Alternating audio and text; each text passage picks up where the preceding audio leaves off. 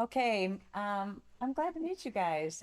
This is a pretty good crowd for a Saturday in August when lots of people are out of town and other people are enjoying the weather. So thank you for being here. Um, my name is Barb Trader. I am a 7-year resident of Frederick County and moved here from Northern Virginia. I spent some time working in disability rights advocacy at the federal level. I helped develop policy, federal policy. And before that, I worked as a recreation therapist in Georgia with most people with most different kinds of disabilities, but primarily spinal cord injury. And in that role, I did an awful lot of active outdoor recreation because my background was in recreation resources management, which largely means parks, forests, and other natural areas. So I have a real love for the outdoors and some undergraduate preparation in it.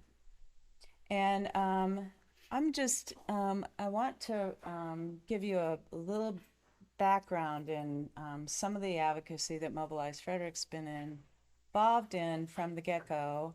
And you may know, how many of you know that 3 years ago, the county and the city aldermen joined together and passed a climate emergency resolution? Did you know that? If you did not know that, I suggest you Google it. Frederick County, either Frederick County or Frederick City Climate Emergency Resolution. You can read it and you can see what the county alderman, the city alderman and the county council agreed to do. So that resolution, many of us, I helped write the resolution and advocate for it to be sponsored. Many of us helped push it through and get it adopted. That resolution called for the creation of a working group to come up with recommendations that would reduce greenhouse gas emissions by 50% by 2030 and 100% by 2050, and to come up with adaptation strategies to keep the county safe and moving forward and vibrant, right? So I co-chaired the resulting working group, which nobody could remember the name of, the Climate Emergency Mobilization Work Group. Karen was one of the co-chairs of a working group, a small subgroup, and we had 1 year to develop recommendations that would achieve those goals. And our report went to the council and the aldermen in the summer and the fall of 2021. So that's when they received the recommendations. This was the work of 50 different community-based volunteers. It was citizen-led. We had tons of expertise on that 50 member group. Everything from farmers to engineers to people who still worked in federal government on climate issues for the EPA, the Department of Energy. We had school teachers, we had parents concerned about their children's future. We had a whole range of people. And the work group we estimated about 18,500 hours researching, talking to stakeholders, and coming up with those recommendations. It was really hard work, but thank goodness we were doing it right in the middle of the pandemic, so nobody had any place to go. So I think we're all very united in our really being proud of that effort and kind of humbled by the amount of time and effort that went into it. You can read it if you go to mobilizefrederick.org. It's right there. It's in 2 volumes. Don't be intimidated by the fact that it's 375 pages, but it really is. You can just concentrate on volume 1, which is a pretty easy read, and it skims through all the recommendations. And we have we are represented by recommendation 40. The 2 co-sponsors from the county, Jessica Fitzwater and Kai Hagan, wanted to make sure that the report didn't sit on a shelf, and neither did any of us. So they encouraged us to include recommendation 40, which is to create a new nonprofit, and which focuses on making sure the recommendations are implemented. So that's what Mobilize Frederick is all about.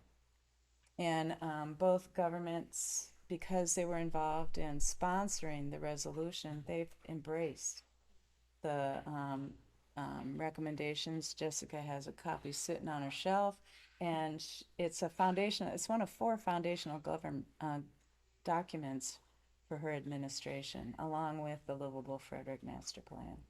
So that's a good place for us all to be in terms of getting that adopted. We're going to go a little bit more into what's happened with Mobilize Frederick in a minute, but I want to start by sharing with you some of the recommendations that are in the report, because I know you have a lot of questions about what's going on in Frederick County and where are we going to find out where we are in achieving these recommendations and making sure that we're both doing our part and also that we remain vibrant as a community and not impacted like we're seeing so many communities impacted now. So let's go to the next slide. There are 11. Oh, this is for you. Go ahead. Well, I guess before I jump into those, I should give you a little bit of my background as well. So I was always interested in environmental issues. When I was in college, I helped to establish the environmental studies program at the university I attended. Back in the 80s, every school didn't have an environmental studies program, so that was kind of a big thing. But then when I graduated, I never was able to find my way into working in that area professionally. So I did a number of different things. For a long time, I was very active with the Sierra Club in Montgomery County. But eventually I moved out here to Frederick in 2005, and with career and commuting and all that kind of stuff, I kind of had to stop a lot of the volunteering that I was doing until we had this pandemic. And I figured, well, now I've got 3 or 4 hours a day that I'm not sitting on 270 in my car, that I could do something worthwhile. And right about that time, I saw an ad in the paper or on Facebook somewhere about this CEMWG group that was getting going. So at that time, for about 20 years, I've been working in IT and cybersecurity as a portfolio and program manager in that area. So as Barb said, I co-chaired one of the subcommittees while we were developing the recommendations. And then I started working with Barb and her co-chair, Kevin Sellner, on putting the final report together. And about halfway through that process of putting the thing together, I finally said, I think this is a lot more interesting than the job I'm still doing. So I just retired early and started doing this stuff instead. So that's been my focus for the past couple of years, is just trying to help get Mobilize Frederick off the ground and organized. And of course, after 20 years of doing portfolio management, now I have big spreadsheets with climate ideas and action plans and things like that, so. She's perfect. Barb doesn't like spreadsheets, so I get to take care of all of those. So I'm going to start going through some of the areas, the recommendations. As Barb started to say, the report is divided up into 11 sectors, and the second sector is on buildings. And there's actually a lot going on right now in terms of buildings and what we can do to make our buildings more efficient. In some cases, what we're going to have to do to make our buildings more efficient. With the Climate Solutions Now Act that Maryland passed recently, there are some building energy performance standards that folks are going to have to adhere to. And it's also driving the adoption of new green building codes that the county is going to have to do in the coming year. So this is actually an area where you guys could all help out. The county is working on those updated codes now, and Mobilize Frederick is actually working on some recommendations for strengthening amendments that can be added to those codes to try to make sure that any new buildings that are going in are as energy efficient as possible, and that they're like solar ready, and basically that we're building for the future, taking into account everything that's going on, and also that we're doing it in a way that we're conscious of how these buildings and how they're built are going to impact the people in them. Because, you know, if you build a super energy efficient building, and you're selling it to a low income person, you know, the cost for building it might be a little bit higher up front, but the cost to operate it is going to be significantly lower. And indoor air quality is going to be better, you know, if you don't have gas furnaces or gas stoves or things like that. So you're going to have health benefits coming out of it. So this is just, to me, I guess it's kind of geeky to be excited about building codes, but I think this is a great opportunity to really make a difference for the future in the county to strengthen these building codes as much as possible. So that's, it's getting going now. The planning and permitting department is starting to work on those codes. We're working on our recommendations. And it'll go before the council for a vote probably in February. So if you like doing things like following council meetings and making comments and things like that, this would be a great place to start making comments. I would also say in this buildings area, there's a whole lot of detail we could go into, but a couple of simple concepts: electrify as much as possible. And that's something that both Barb and I have done with our houses. I just recently finished mine up. I did it 1 year early. If I did it now, I would have saved a bunch of money because the Inflation Reduction Act offers all kinds of new rebates and tax credits and all kinds of stuff. So if you're interested in doing that and starting down that path, I think either of us would be happy to share some resources and information about how to do that. Quick snapshot, in my case, I probably changed my utility bills from about $150 a month to $6 a month, because I have solar panels. So all that I'm paying for now is my connection to the grid. And I like living in my house a lot better because, I mean, with the insulation and the new windows and stuff like that, it's quieter. It's just a nicer place to be. So, so those are, and of course, there's lots more detail. When you look at the report, you'll see lots and lots of detail about changes to buildings. Energy, similarly, I mean, there's a lot of detail in the recommendations, but very simply, you know, electrify everything as much as possible. So, you know, expanding solar deployment. And that's actually one thing right now, between now and the end of August, so it's, the deadline is kind of close. The county is running a solar co-op program, which offers discounts because they're doing sort of bulk purchasing.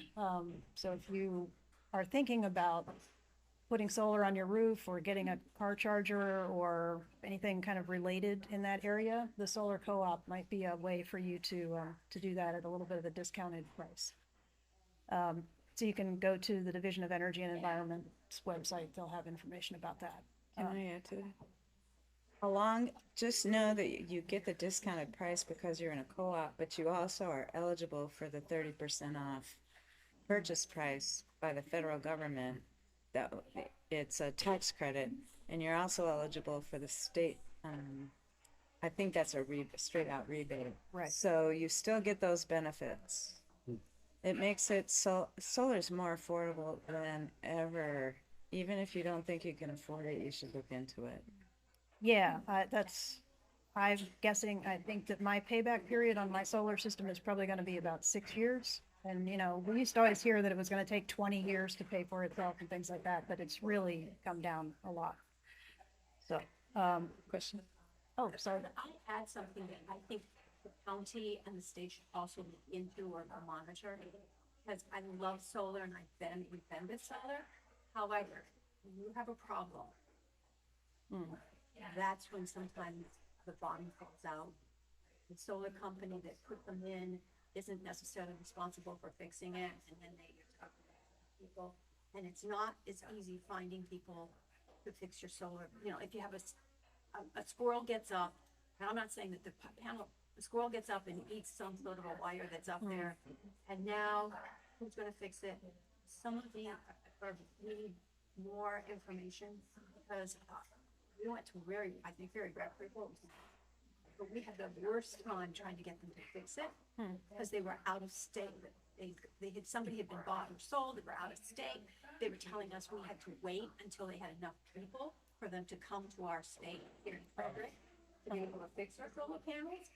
Then on top of it, you get to the issue of you've got to change your And I'm not saying don't do this, I'm just saying, I think we need further follow along because we needed to change the roof. And there were problems with the roof, possibly because of the way they put it in, but that's not the issue. To change the roof, the people that put the things in said when they get a chance to take it down, they take it down. And then you could wait 6 months before they put it back up on your roof. And then there's no guarantee that because of the way they've been sitting in your yard, in the backyard, by the time they get it back up, then it might be still working. Or, as in our case, they no longer do that. In other words, it's not like when you have a problem, you can go to the auto mechanic and have the auto mechanic fix it. I mean, you just don't have that. Yeah, that's different installer to installer. So what you're saying, those are really good. That was not my experience at all. So what you're saying is those are good pieces of information to make sure you talk to your installer about before you even select them. Let me finish. And you also should make sure that your contract addresses those issues when you sign the contract, because lots of installers do follow up, repair when you call them. Mine did consistently. So, but thank you for that, Karen. You want to continue? Kathleen? Yeah, say that we got ours through a co-op. Did you get yours? Sorry. And that was really helpful because we Right. had a group meeting together and some were more knowledgeable Yeah. than others. So the right questions were asked. We really vetted the contractors. So I felt very secure and I have not been disappointed. And I think this was done like 12 years ago. Yeah, This was when it was really, yeah, I'm just saying that I don't know, obviously, we still have them. yeah. But I'm afraid that I think the government should be more, also be looking into how we get that part of it can Yeah. get us stuck. Okay. And Yeah, that's that's a not to suggest, I've had solar panels when I was in Vermont, when General Electric started doing it back in the 70s. So it's not like I'm trying to suggest that solar is not the way to go. But the same problem there. Yeah, there's ways to No fix that. place, Yeah. there isn't an easy way for people to go and say, I'm not satisfied with the way you are helping us solve this. But Okay. Well, I think the other possibility I was going to mention too is the idea of community solar, which is so. Move up here. I know, Yeah. but if you get closer, you'll be here. Okay, so we'll try to shout. It is Saturday afternoon. Yeah. Thanks. Thanks. Yeah, those dogs. All right. So the other option for solar, and this applies like if you've got a bunch of big shade trees or you live in an apartment, a condo, you don't actually own the roof, there is a concept called community solar, which means there's like a solar farm somewhere and you're basically like reserving space in that solar farm. So Mobilize Frederick actually partners with a company called Neighborhood Sun. And you can find more information about them on our website. I think I also brought some handouts from them that we can give out if anybody's interested in following up on that. And I'm a subscriber with Neighborhood Sun, just in case you want more information. It also gives you a discount on your utility bills. I think for everybody, it's a 10% discount, and then based on income levels, it may be a greater discount than that. So it's really helpful for lower income folks. See, next, transportation. So we're continuing a theme here with electrify everything. So the county and the city both have plans that they're working on or that are in place now for how to electrify their fleets. So the county is continuing to work towards that, to replace all of their vehicles over time with electric vehicles. We're, of course, trying to encourage them to help with putting more charging stations out and about. We just recently had 2 installed off of 7th Street, fast chargers at Max Keene Park. So there, I think everybody's seen there's a lot more electric vehicles around and a lot more coming. And this also is tied back to buildings to some extent, because we want to make sure that we have codes in place to provide the infrastructure in houses, like the wiring, to support electric vehicle charging at home. So, You just talked about buildings and transportation. Has anyone approached the school system about school buses and solar panels? yeah, There's something big. yeah. So there's actually a lot going on there too. Barb's going to talk about green schools towards the end Wait, today. there's more. You might have also, if you subscribe to the Frederick News Post, you might have seen an article today about the Sunrise Movement's presentation to the school board about sustainability goals and climate goals that they're encouraging the school system to adopt. So there is a lot happening in that space with the schools. And so we'll need to continue to try to encourage that and push that forward. How is that supporting and promoting teleworking going to go now that the federal government, Biden has recently said how they want to have people Yeah, back in the buildings? Well, the state of Maryland passed a law in 2021, I think, that the state was going to support telework and that employers needed to support telework, and they set up a training and technical assistance center, it's my understanding, at the state level. So the state of Maryland can do that regardless of what the federal government does. And there is, I think both of our governments, the city and the county, pretty actively support telework to get vehicles off the street, right? I think it's also what I've been hearing just in economic news is that even though a lot of companies are asking people to come back into the office, everything that I've heard says that nobody expects it to go back to like 2019 where you had to be there 5 days a week, you know, for the whole day and that sort of thing. So I think there's going to be more flexibility. All right, agriculture and land management, that's a big one for Frederick, obviously. So one of the goals that we had in the report was to increase the amount of farmland under preservation to 160,000 acres. It had been a goal of 100,000 acres. And that recommendation has been picked up by the county executive's office. It was included in the transition plan that was put together. So the county goal now is 160,000 acres of land preserved, farmland preserved.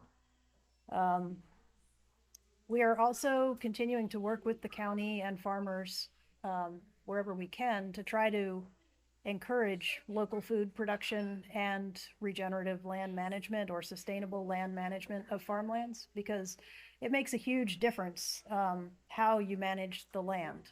The more soil organic matter there is, the more water the ground can absorb and retain, and the more carbon can be stored in that land. So we're just doing everything we can to try to get that word out wherever there's an opportunity, and encouraging folks, you know, even in your own yards and stuff. It just makes well, most of you are on the green team, so I'm speaking to the choir there, but you know, everybody's yards are places where we can do better with this. And that's actually another thing for us to talk to the schools about too. All that school property, county parks. I mean, we have lots of opportunities to try to influence folks in terms of that.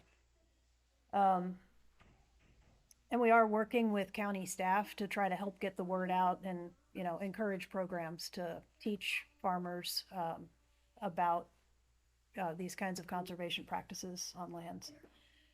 I think I could talk about that all day, so I don't want to do too much there.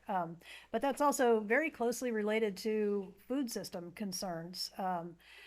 I think it's just going to be hugely important for us to have a robust local food system, because, you know, we've all heard about California and Arizona and Florida, all the places where a lot of our food comes from. And I don't know how much longer they're going to be able to produce all the food that we're eating. So I think it just would be much better from a resilience perspective, as well as greenhouse gas emissions, to have a much stronger local food system than we have now. So encouraging local food production, you know, buying from your local farmers, that sort of thing is going to be really important. We also have a recommendation about increasing composting. I think, again, Green Team folks are all over this. So, and the city does have a composting pilot going on. And I think we're going to continue to work with the county to see what we can do to increase composting at the county level as well. And forestry. So we have a goal to increase the forest canopy by 10% from the level that it was at when the report was written. And there are lots and lots of tree planting programs in the county. So I think just, continuing to encourage those as much as possible and participate in those and plant trees in your own yards. So, State's funding a lot of it too. yep. Yeah, there's a 5 million trees initiative that's statewide. So, and facilitating the enhancement and protection of regional biodiversity. It's a big mouthful, but a lot of what we're talking about there is linking up contiguous parcels of land that are patches of forest and meadow and wetland and things like that. And we were actually able to get a recommendation into the transition report that's very similar to this, that talks about expanding greenway corridors.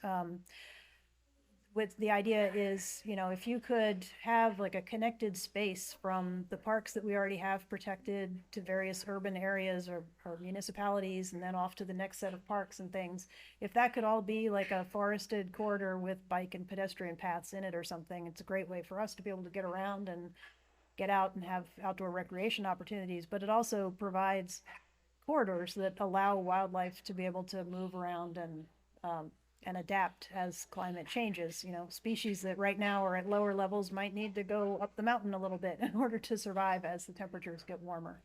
So. I don't mean to always ask, and I haven't had caffeine today, so it's not. There was a law that they were trying to pass this past session in the state of Maryland. And that was speaking of contiguous, that was all of our high electrical areas where they were going to stop doing the spraying, the mowing and the spraying of, I'm not saying they use Roundup, but getting rid of things. Did that pass? Don't know, actually. It didn't. I don't know which bill you're I talking don't about. know. I don't know what the bill is.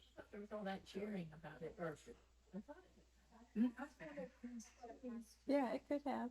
We're just not aware Yeah, of I it. just don't know about it. That would could be have all of passed. those electric. Yeah. That would be, Right. contiguous, Yeah, kind Yeah. of the beginning, Yeah, that would be great. but still. Something to look at. Yeah, we'll have to look into that. All right, I think that was the end of my section. So Barb is going to take over with the next section. So one of the sectors in the report, in fact, this is the leading part of the report. So if you read it, you'll see this right at the beginning. Is we felt like the county and the city had a long way to go to create capacity within the two governments to really tackle the issue of climate change. And in that same thought was reach out to the community more, engage more citizens, make sure you're telling the county and the city residents what you're doing that they can participate in. For example, how many of you know there's a program called Tree Frederick? You do. So I know this might not be a fair question because I don't think many of you live in Frederick, but for Frederick residents, you can get a tree through the sustainability department. City. Yeah. If you're a city resident, you can get a tree for somewhere between $15 and $30, depending on the tree, and they're big trees. They're like 5 to 7 to 8 feet tall. So these are very, you'd have to spend a lot more money than that at the nursery. But that's for only private citizens. Yes, right. We offer two free of charge complimentary. We've been there the 7 days. Yeah. We've been doing that past 2 springs. Yeah, that's great. But you know what? We, City of Middletown. The surprising thing for us is when we talk to just everyday Joe Blow neighbors, none of them know about these programs. So we encourage our community, our governments to be a little bit more effective in their in the communication, their outreach, and they figure out a way to get these programs into the homes of people who may need that financial break to plant trees. just having a database where you have all the different programs, all the different jurisdictions, available. So you can tell people, you're in Middletown City, you get this, but if you're outside, you don't. Yeah. Yeah. You know, that type of thing. Yeah. Helpful. So communication was a big part of what we were sharing. But we also think the city and the county can do a better job of making sure that the work they do is um, helping families that are living on the margins. Um, the one program that both communities or governments do really well is the um, energy efficiency program that they both operate for low income people. That seems to be very well subscribed. They just need more money because they use it every year. They top out. We also asked the two governments to report um, publicly how well they're doing so that people can get excited about the actions that are being taken and can hold the two governments accountable for what they're doing and what they're not doing. And finally, leading by example. So this actually finally making sure that the decisions they make don't contradict the goals that they've already set. And this is requiring some real thought. Karen is actually leading an effort right now. The county executive named a work group in the county to look at critical data infrastructure. You may have seen this in the paper. So this work group's purpose is to make sure that we don't disrupt our, it's supposed to do a lot of things, but one of the jobs is to make sure that we don't get in the way of our climate goals because data centers require so much energy. So I think that both governments are taking this really seriously. The city and the county have both doubled their staff on sustainability since the report was published. The county now has something like 22 staff members, and the city had only one before, so they're doubling it to two. Okay. I know a lot of people here, and shared this with me, a lot of people were asking about resilience and what are we doing at the county and the city level for resilience purposes. And there are a few really good things happening. One is that the county has a pretty robust, passed in 2022, hazard mitigation and climate adaptation plan. It's even longer than the climate report that we wrote. It takes hours and hours to go through it. It's very, very comprehensive. And it addresses a lot of what you would expect to see in a climate report with climate change included. I mean, a hazard mitigation report with climate change considered. So they've done a nice job doing that. We're starting to focus on things like how can we make sure residents are safe in heat events? The county has a plan to open up cooling centers, but that's down the road. It won't happen really soon because it requires the expansion of microgrids. And they're putting their first microgrid on the Prospect Center soon. That's in the plan. We're looking at how extreme weather impacts health. The county health department has engaged with us on issues such as that. And then Karen addressed droughts, but droughts are also on our radar. The Farm Bill reauthorization should help a lot with drought support because there's going to be expansion of what they call climate forward agriculture, Climate smart. climate smart agriculture. So, oh, and I should also say that the city of Frederick, which still has flooded, even with a floodplain added through Baker Park and so on, and all those measures they added in the 70s. The city engaged with the Army Corps of Engineers to look at their sewer system and come up with a plan for how that can be updated over time so that the 1880s sewers are expanded to our needs. Okay. One of the things we like to talk about a lot is how much climate change is an economic problem. it's going to require a complete um, transformation in our economy from a fossil fuel driven economy to a clean energy driven economy. That takes a lot of creativity.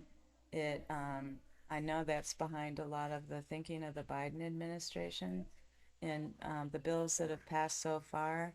But locally, we've recommended that the county and the city take that into account in both of their economic development offices, and they think about incubating green energy or clean economy businesses, that they think about establishing an advisory council even to look at what ways should we work toward, should we lead in transforming the economy so that we have the workforce we need, that we have the um, technology, the affiliated technologies, those businesses coming to the community to support us, and those kinds of questions, because we have a lot to do to get away from what we've been doing. Even the, if you think about auto repair shops and gas stations and all the ways our communities are set up to support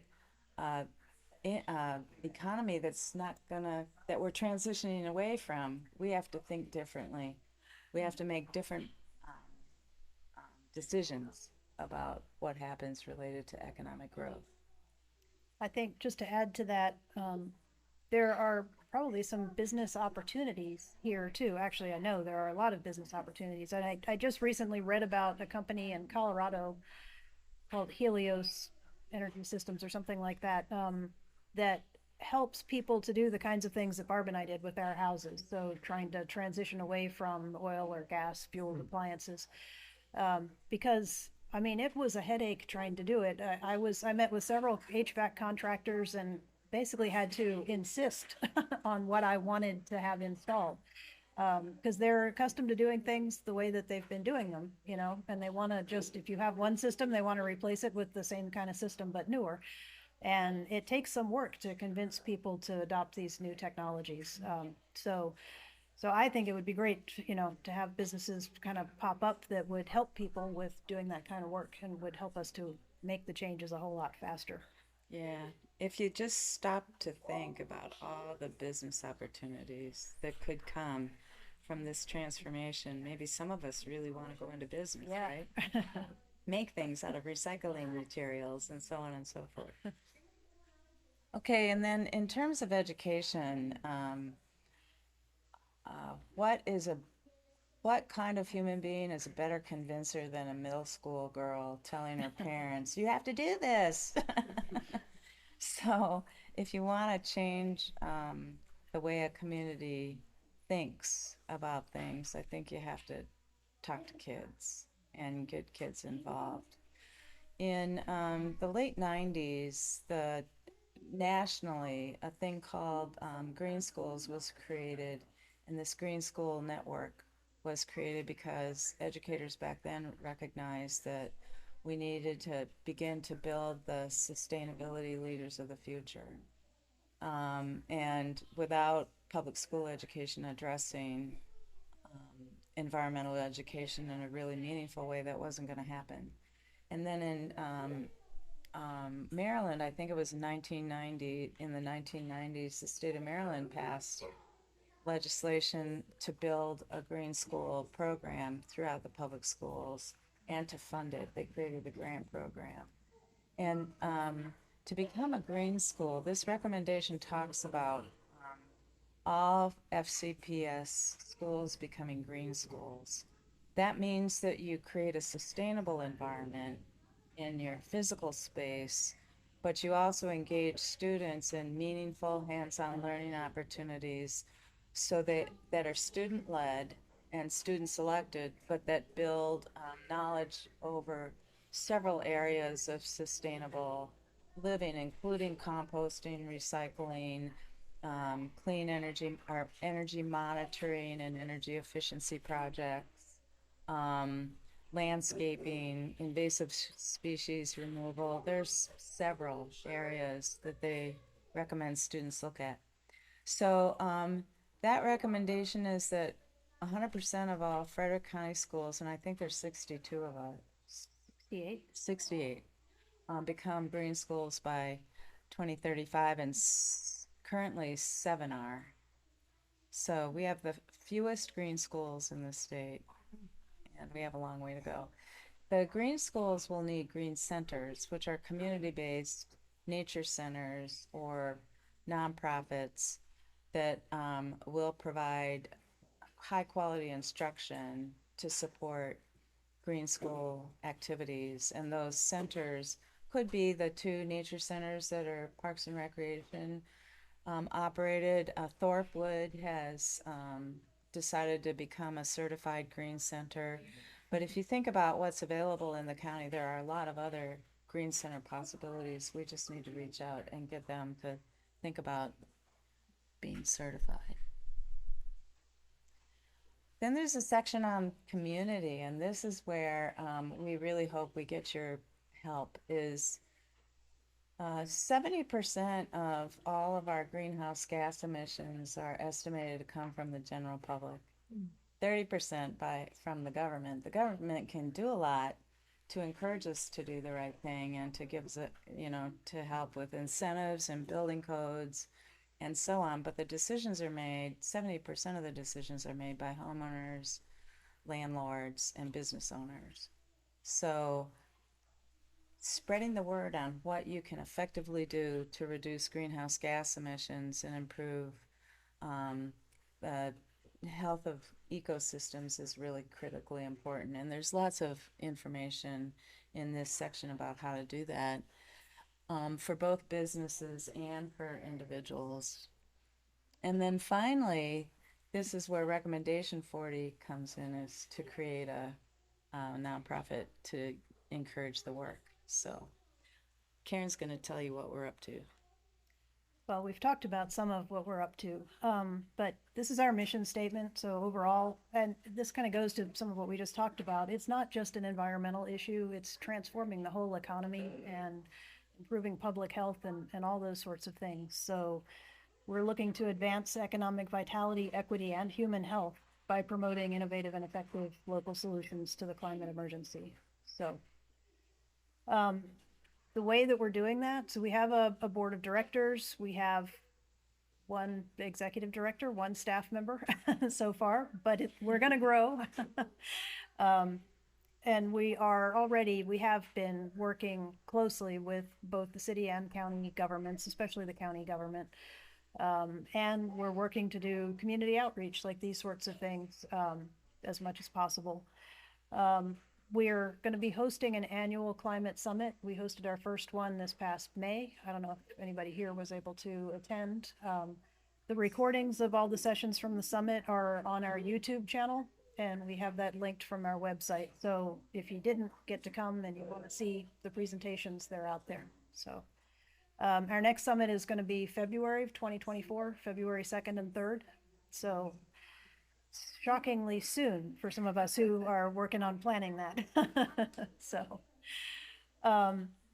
we are going to be establishing an advisory council. It'll be kind of similar to the larger group of volunteers who put the report together. So we're going to have a network of people around the county and the city who can advise us and help us to develop solutions and things like that. And we're kind of acting as a hub for all of the groups who are doing similar work. So, we talk regularly to the Multi-Faith Alliance of Climate Stewards and to the Chesapeake Climate Action Network and the Sierra Club and all that sort of thing. So we're trying to kind of keep everybody together and moving in the same direction.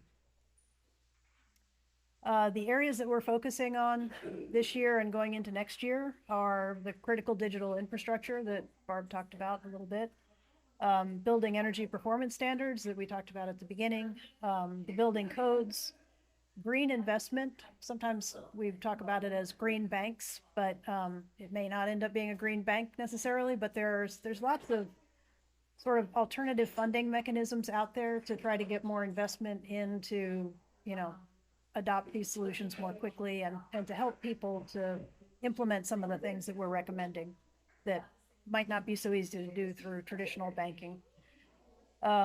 And then we have the Green Schools effort. There's a whole subcommittee working on green schools that Barb co-chairs with some other volunteers. And then agriculture and food security is going to be a big focus for us. So, and that's it. That's so our last summit was kind of organized around these 4 principles that were defined in the report. So all of our panels were based on these ideas. And it's just kind of an easy way to think about all this stuff because it is so broad ranging, but that's a nice way to kind of bucket the information. Yeah, one of the things I just want to share is we had 3 members of each panel, and one of the people on each panel talked about what they were doing to do this thing.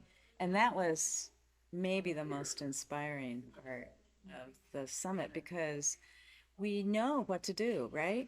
And a lot of people are already doing it. The one that I enjoyed, I think, the most was the restaurant owner in downtown Frederick, right on the creek, Frederick Social, who before she and her husband opened that restaurant, she actually sat on the CEMWG because she'd been a sustainability manager for Revlon. And so sustainability is in her blood. Their restaurant is intentionally sustainable. She talked all about what they were doing. It was really exciting to hear what's possible from the perspective of somebody who makes that so intentional in the business that they're operating. Yep. And that's it. So our contact information is there. It's also on the handouts that you have. And I think we have the list of things. No, well, you'll see on the back of your handouts, there's lots of ways to get involved if you aside from making changes in your own homes and businesses and things and talking to your friends and relatives and neighbors. We also have our committees that we're working to build out. We're, doing lots of things with the website and our community outreach programs and things like that. So if anybody would like to get more involved, we're here. We'd be happy to talk to you. We can put you to work. Yes.